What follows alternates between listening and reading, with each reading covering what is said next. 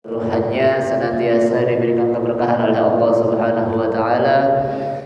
Segenap jamaah salat zuhur Masjid Jami' Ar-Rahman yang dimuliakan oleh Allah Subhanahu wa taala.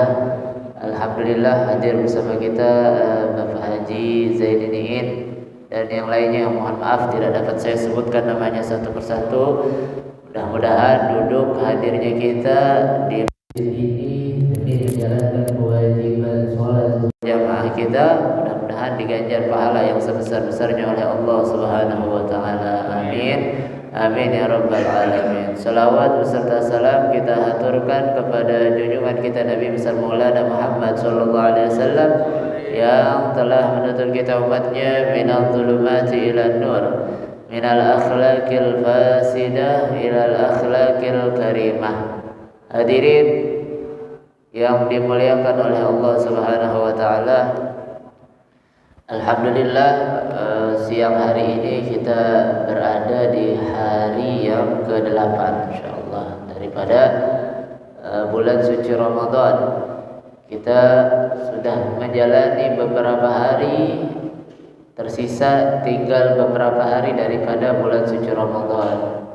Dan ini adalah kenikmatan yang sangat agung bagi kita, mendapati bulan suci Ramadan yang mana ini adalah tanda dikabulkannya doa kita oleh Allah Subhanahu wa taala yang kita panjatkan doa tersebut dari semenjak bulan Rajab Al-Ashab. Sebagaimana kita meniru daripada doanya Nabi Muhammad sallallahu alaihi wasallam, Allahumma barik lana fi Rajab wa Sya'ban wa ballighna Ramadan. Ya Allah, berkahkan bulan Rajab dan juga bulan Sya'ban, sampaikan kami di bulan suci Ramadan. Ini adalah doa kita yang dikabul, dan semoga harapan kita adalah semua doa-doa kita dikabulkan oleh Allah Subhanahu wa taala, sehingga di bulan suci Ramadan ini kita bisa mengisinya dengan amal saleh, dengan ibadah, dengan hal-hal yang mendatangkan ridha Allah Subhanahu wa taala. Amin. Amin ya rabbal alamin. Salah satu yang mendatangkan daripada keridhaan Allah adalah duduk hadir di majelis ilmu. Kita nggak bicara panjang tentang keutamaan orang yang duduk hadir di majelis ilmu. Kalau saja di luar bulan Ramadan kita hadir majelis ilmu, pahalanya luar biasa. Terlebih lagi ini bulan suci Ramadan, bulan yang dilipat gandakan pahala oleh Allah Subhanahu wa taala.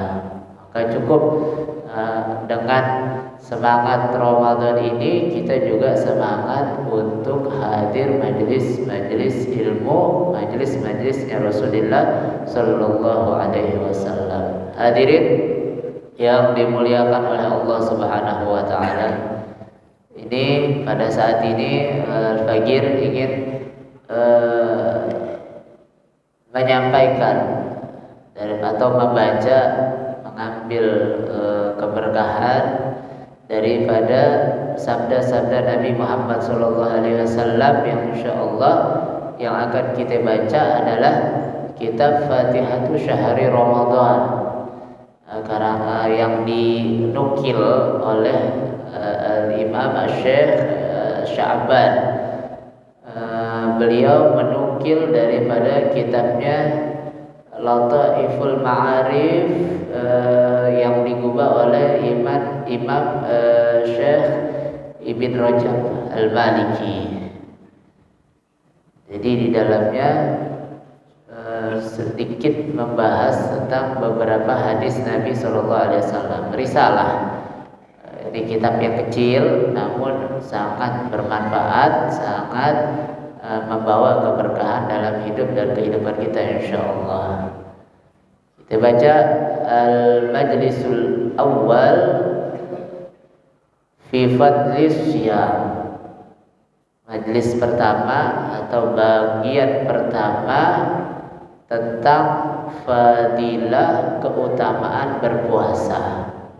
Tentunya fadilah berpuasa ini seringkali kita dengarkan. Bahkan setiap tahun selalu al-khutbah, para pendai, para penceramah selalu menyampaikan daripada keutamaan bulan suci Ramadan.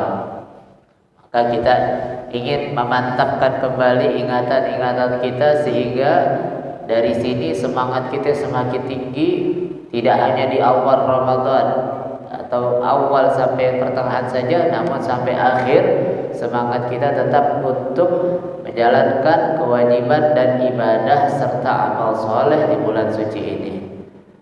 Sabata fi sahihaini an Abi Hurairah radhiyallahu ta'ala anhu an Nabi sallallahu alaihi wasallam qala kullu amal ibni adam lahu al-hasanatu bi asyri amsalha ila 700 di'fin. Qala Allah azza wa jalla illa as-siyam fa innahu li wa ana alladhi ujzi bihi innahu taraka syahwatahu ta'amahu wa syarabahu min ajli. Lis-sa'im farhatani, farhatun 'inda fitrihi wa farhatun 'inda liqa'i rabbih wa la khalufu fami sha'im atyabu 'inda Allah min rihil misik. Ini hadis Nabi SAW yang datangnya daripada Sayyidina Abu Hurairah, yang disebutkan di dalam Sahih Bukhari dan juga Muslim. Ini Sayyidina Abu Hurairah adalah pecinta daripada kucing, maka namanya Abu Hurairah atau Abu Hir.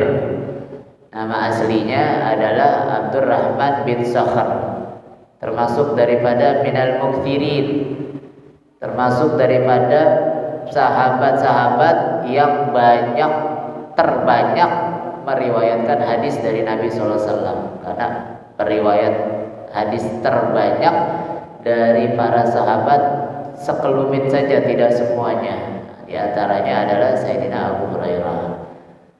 Beliau termasuk juga Ashabus Suffah, orang yang tinggal di samping rumahnya Nabi SAW atau di belakang rumahnya Nabi SAW. Kalau sekarang kita lihat, mungkin ada beberapa di antara kita yang sudah berangkat umrah atau haji. InsyaAllah yang belum, kita bisa berangkat sesegera mungkin dengan berkahnya bulan suci Ramadan dan juga berkahnya Nabi Muhammad.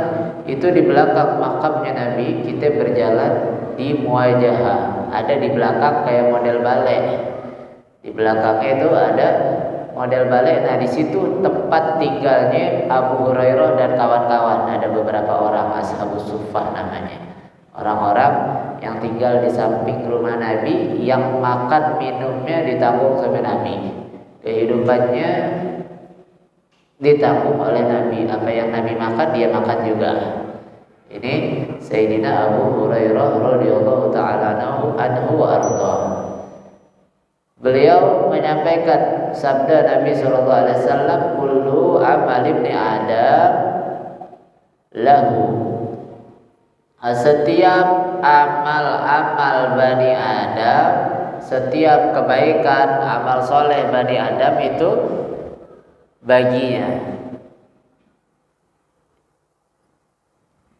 Al-hasanatu bi asyri amsalha, satu kebaikan dibalas 10 kebaikan. Ila 700 di'fin, atau dibalas 700 kali lipat.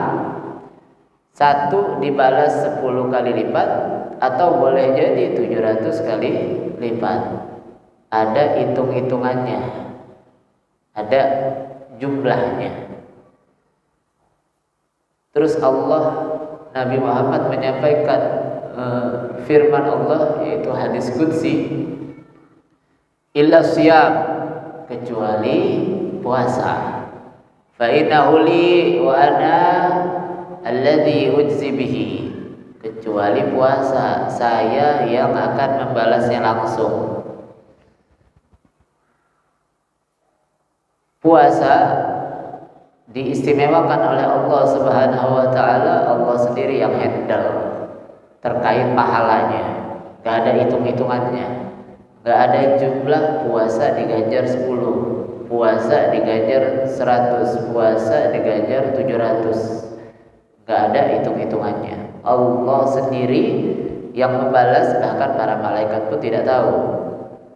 Kenapa? Innahu taraka syahwatahu wa ta'amahu wa syarabahu min ajli. Itu dia, hambaku, kenapa saya muliakan dengan puasanya? Karena dia meninggalkan syahwatnya, makanannya, minumannya karena aku, untuk aku. Makanya dilanjutkan oleh Nabi, lis-shaim farhatani, bagi orang yang berpuasa ada dua kebahagiaan.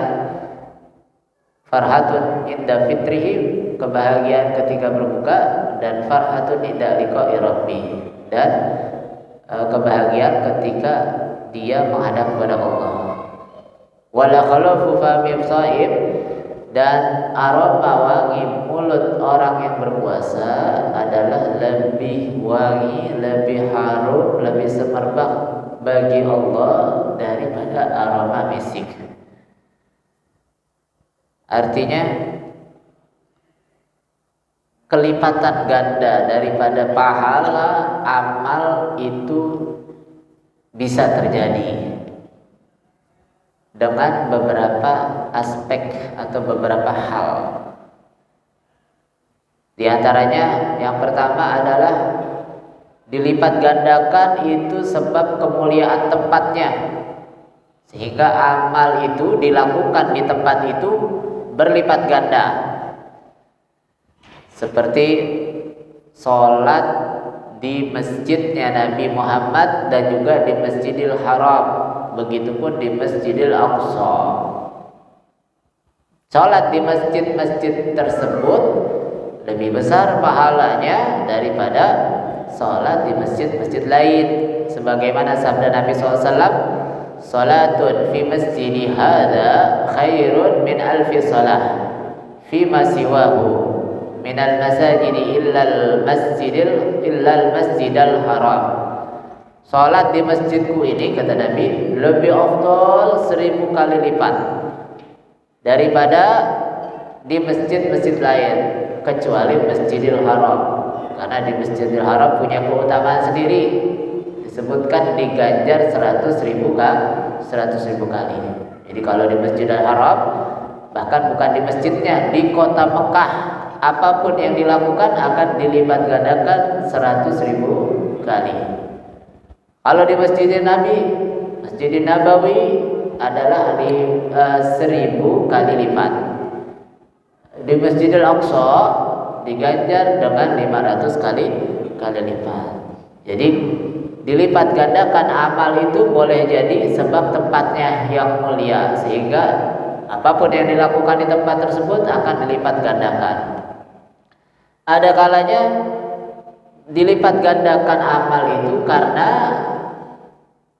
waktunya. Karena waktunya, seperti kemuliaan waktu bulan Ramadan atau 10 hari pertama bulan Dzulhijjah. Bagaimana itu Nabi sebutkan, umratun fi Ramadan ta'dilu hajjah, atau fi riwayatin ukhra au hajjatan ma'i. Umrah di bulan Ramadan itu sama pahalanya seperti pahala haji. Bahkan Nabi sebutkan dalam riwayat yang lain, seperti pahala haji bersamaku. Ibadah umrah di bulan Ramadan. Mudah-mudahan Allah memberikan kita kesempatan bisa umrah di bulan Ramadan. Amin amin ya rabbal alamin. Terus lagi komentar daripada ahli hadis, namanya Imam Nakhai. Beliau katakan, saumu yawm fi Ramadan afdal min alfi yawm, wa tasbihatu fihi afdal min alfi tasbih, wa rak'ah fihi afdal min alfi rak'ah. komentar daripada ulama ahli hadis, beliau katakan puasa di bulan Ramadan lebih afdal daripada puasa selain Ramadan 1000 kali lipat. Tasbih di bulan Ramadan lebih afdal daripada selain Ramadan 1000 kali lipat. Begitupun rakaat yang dilakukan di bulan Ramadan lebih afdal daripada rakaat yang dilakukan di luar Ramadan 1000 kali lipat. Jadi dilipat gandakan daripada amal itu, boleh jadi karena tempatnya mulia, boleh jadi karena waktu yang dia lakukan itu adalah waktu yang mulia. Tadi disebutkan di hadis fa innahu li, puasa itu milikku, kata Allah Subhanahu wa taala. Artinya Allah Subhanahu wa taala mengkhususkan puasa dengan mensandarkan puasa tersebut kepada dirinya. Langsung puasa tersebut Allah yang handle dan Allah yang ganjar secara langsung. Sebab ini adalah puasa ibadah yang terkait dengan hawa nafsu, terkait dengan syahwat seorang Bani Adam, yang mana Bani Adam itu secara tabiatnya mereka seluruhnya memiliki syahwat dan memiliki yang namanya hawa nafsu. Ada yang hawa nafsunya kepengen kaya, ada yang hawa nafsunya kepengen jabatan, ada yang pengen kehormatan, ada yang pengen ke wanita, ada yang syahwatnya makanan, yang syahwatnya macam-macam, dan setiap orang memiliki syahwatnya masing-masing yang lebih condong dari syahwat yang lainnya. Di antara kita punya syahwat masing-masing yang lebih condong, yang lebih kuat. Ada orang yang lebih kuatnya kepengennya sama makanan aja, yang lainnya enggak. Ada yang kepengen sama harta saja, ada yang kepengen sama tahta aja, yang lainnya enggak. Begitu.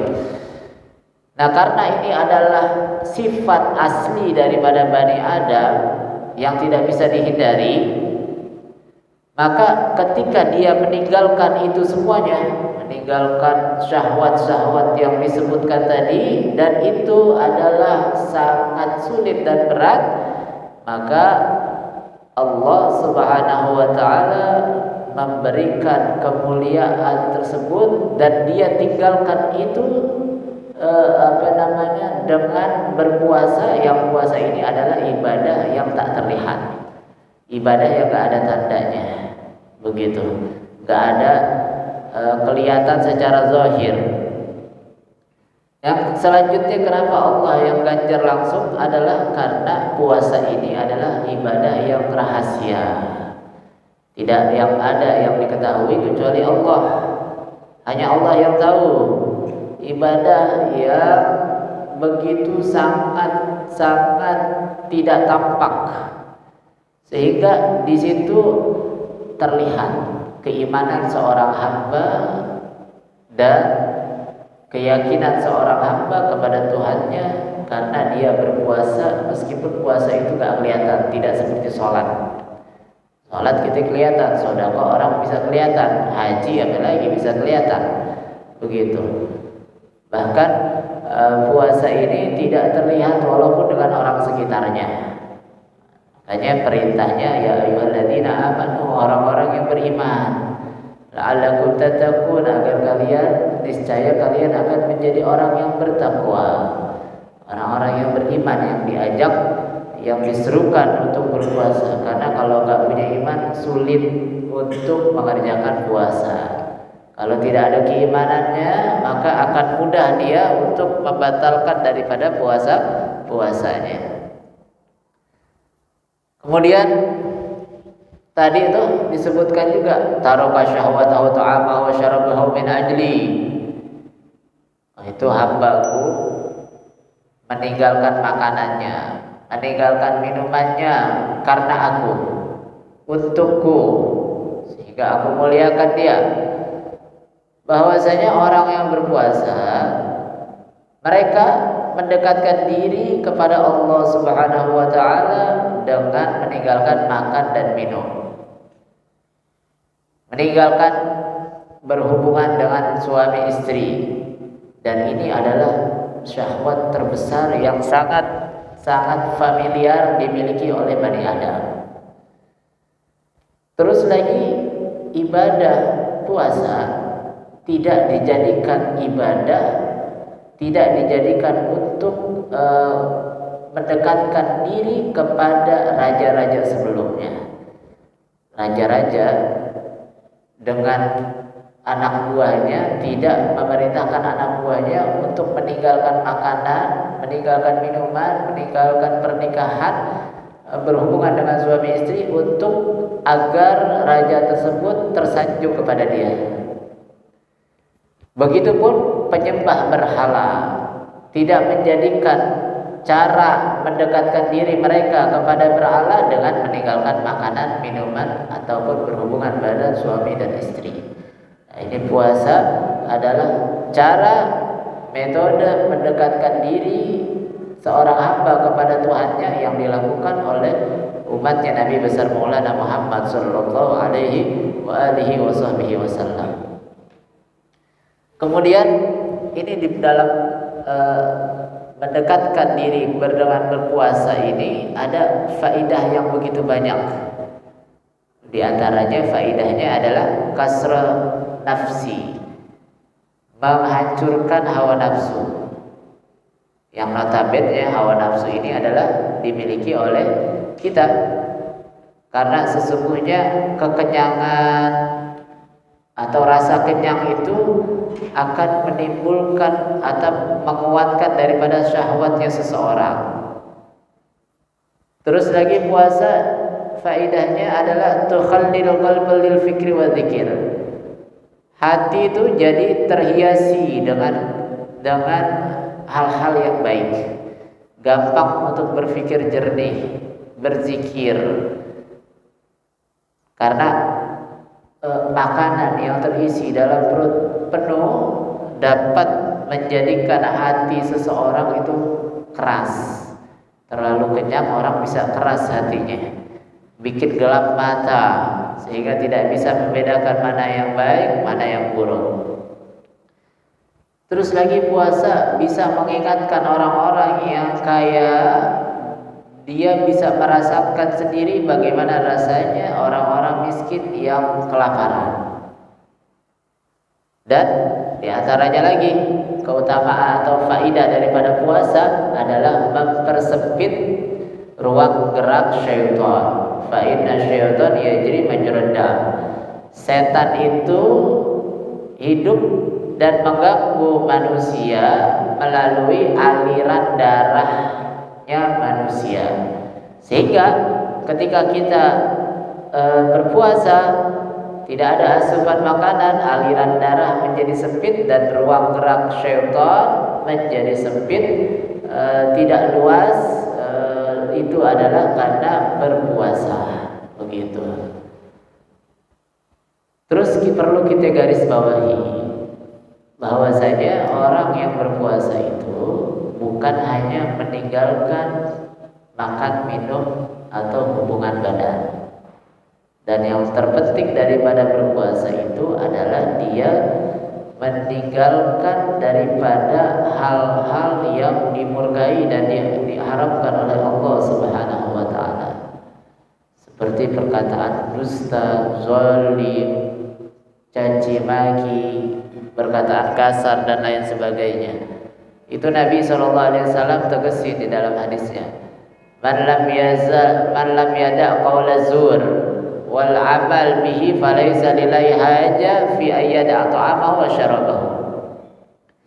Barang siapa yang tidak dapat meninggalkan perkataan dusta, perkataan tipu daya dan melakukan tipu daya, maka Allah gak butuh sama lapar dan hausnya dia. Terus salaf orang-orang soleh terdahulu bilang, ahwanu siyam tarkus syarab wa ta'am. Paling hinanya orang puasa, Puasa yang paling terhina itu adalah dia hanya berpuasa meninggalkan makan dan juga meninggalkan minum, tanpa meninggalkan hal-hal yang dimurkai oleh Allah Subhanahu wa taala. Waliyadzubillah, subhanallah. Kemudian tadi Nabi SAW sampaikan ada dua kebahagiaan orang yang berpuasa. Bahagia ketika berbuka. Artinya di hari dia berpuasa, ketika maghrib maka sempurna ibadahnya, puasanya dia pada hari itu selesai. Maka akan timbul kebahagiaan karena itu puasa sudah selesai di hari tersebut. Terus maknanya yang kedua adalah seseorang yang memiliki syahwat yang memang sudah alami, kemudian dicegah untuk melakukan itu, ketika dibolehkan maka dia akan merasakan kegembiraan. Tadinya boleh makan, boleh minum, boleh berhubungan, kemudian ketika berpuasa nggak boleh makan, nggak boleh minum, nggak boleh berhubungan. Dan ketika datang waktu diperbolehkannya lagi, yaitu waktu maghrib, maka dia akan mendapatkan kegembiraan karena sudah boleh makan lagi, sudah boleh minum lagi, sudah boleh berhubungan lagi, dan lain sebagainya.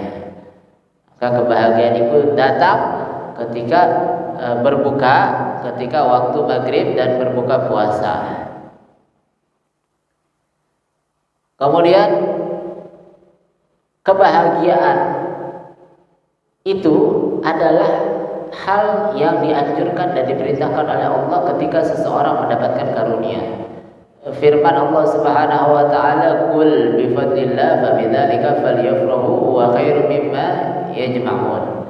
Katakanlah wahai Muhammad, dengan karunia Allah, dengan rahmat Allah, dengan keduanya itu maka kalian bergembiralah, berbahagialah, karena itu adalah yang lebih baik daripada apa yang dia kumpulkan.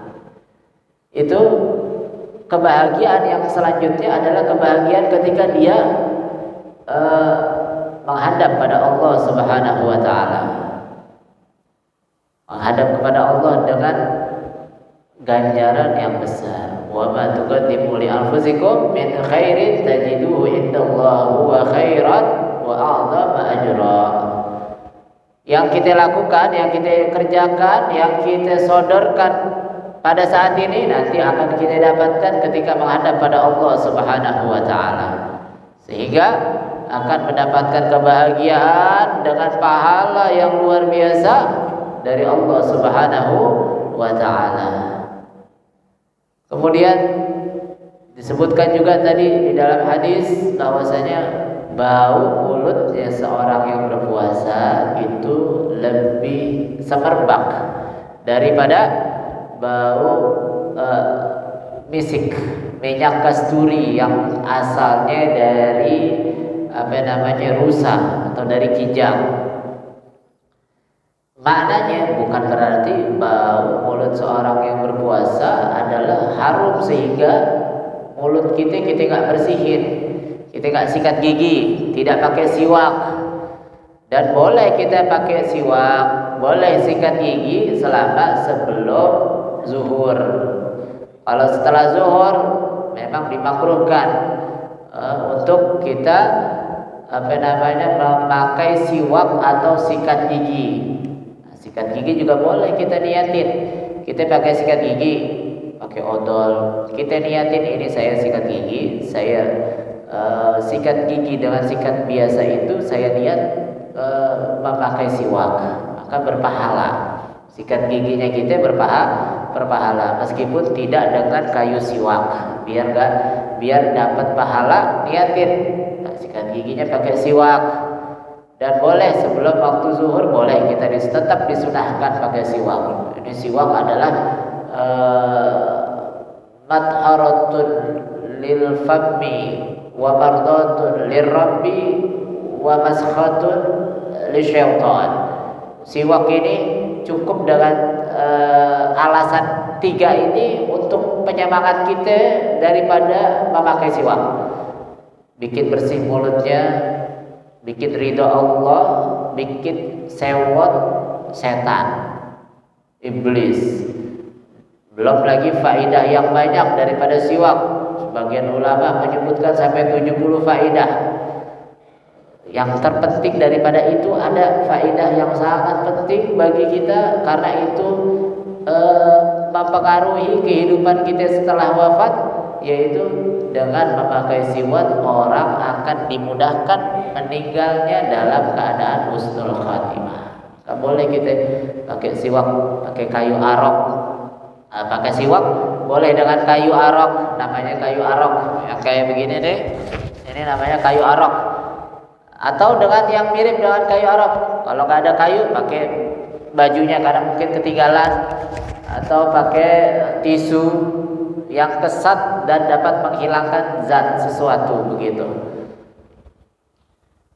Nah, bau mulut orang yang berpuasa bukan berarti kita harus kotor-kotoran, jorok-jorokan, tetap harus bersih. Terus lagi yang perlu kita garis bawahi, wanginya lebih semerbak di sisi Allah. Bukan berarti Allah mencium dengan indera. Kalau Allah kita gambarkan memiliki penciuman dengan indera seperti hidung dan lain sebagainya, maka kita menyamakan Allah dengan makhluknya. Laisa kamitslihi syai'un wa huwa samiul basir. Allah enggak ada semirip apapun kepada hambanya. Terus maknanya apa?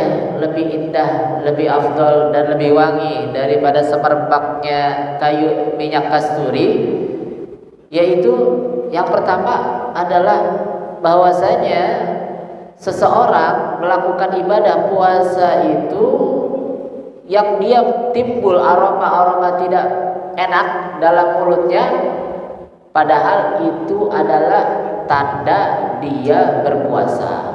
Tanda dia puasa biasanya mulutnya gak enak. Tanda itu yang dia tidak suka, ternyata Allah suka. Nanti ketika di hari kiamat Allah suka, karena itu tanda dia itu berpuasa, dia itu memiliki keimanan melaksanakan ibadah puasa. Imam Bujairimi memiliki pendapat yang lain. Imam Bujairimi menyebutkan bahwasanya aroma mulut seseorang yang berpuasa lebih wangi daripada semerbak minyak kasturi, yaitu adalah dia wangi tersebut lebih afdal, mulut orang yang berpuasa itu lebih afdal daripada memakai minyak kasturi di hari Jumat atau di hari-hari dia dianjurkan memakai minyak wangi. Kita kalau mau pakai minyak wangi di hari Jumat atau saat berkumpul begini, kita dianjurkan dan berpahala. Dan pahala orang puasa dengan aroma mulutnya itu lebih afdal aroma mulutnya daripada memakai minyak wangi yang disunahkan. Berpahala itu lebih afdal wangi mulutnya orang yang berpuasa. Ini pendapatnya Imam Bujairimi dan juga dikuatkan oleh pendapatnya Imam Nawawi di dalam kitab Minhajnya dan juga syarah Muslimnya. Kemudian pendapat Sayyidina Imam Fudail bin Iyad. Sayyidina Fudail bin Iyad mengatakan bahwasanya lebih afdal daripada semerbak minyak kasturi adalah nanti di akhirat wangi aroma orang-orang yang berpuasa akan lebih harum daripada minyak kasturi. Begitu. Jadi di akhirat, karena di riwayat yang lain ada kata-kata atyabu indallah yaumal qiyamah. Ada yaumal qiyamahnya, pada hari kiamat nanti orang yang berpuasa aroma mulutnya akan menjadi tanda dia ini adalah ahli puasa, karena mengeluarkan aroma yang lebih semerbak daripada aroma misik. Begitu. Jadi sekelumit daripada keutamaan orang-orang yang berpuasa yang begitu luar biasa. Bahkan kalaupun kita tidak mengetahui keutamaan daripada puasa, cukup dengan satu perintah, kutiba alaikumusiyam kama kutiba alal ladzina min qablikum la'allakum tattaqun. Sesungguhnya itu adalah cukup satu ayat ini sebagai pedoman kita, penyemangat kita untuk menjalankan bulan suci Ramadan ini dengan sebaik-baiknya. Dan semoga Allah Subhanahu wa taala senantiasa memberikan kita taufik hidayah untuk selalu beramal soleh, selalu melakukan ibadah, selalu dimudahkan untuk menjauhkan diri dari segala kemaksiatan-kemaksiatan. Ala hadhihi niyah wa ala kulli niyyah salihah wa ila hadratin nabi al-fatihah.